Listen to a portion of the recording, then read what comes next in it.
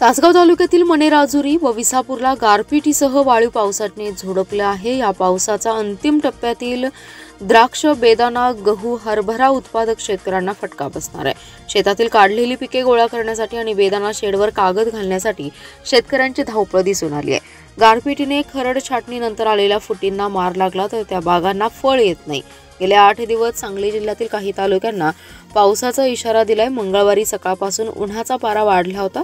तासगाव तालुक्यातील मणेराजुरी आणि विसापूर गावाला 2:30 ते 3:30 वाजता वादळी वारा, पाऊस आणि गारपिटीने झोडपले।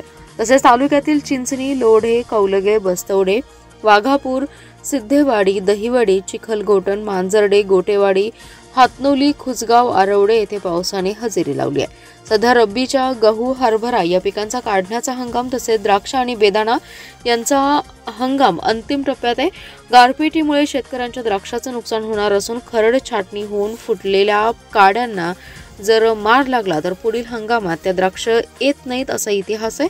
तसेच पाऊस आणि ढगाळ हवामान यामुळे बेदाणा शेडवरील बेदाणा काळा पडणार आहे। यामुळे शेतकरी धास्तावलाय।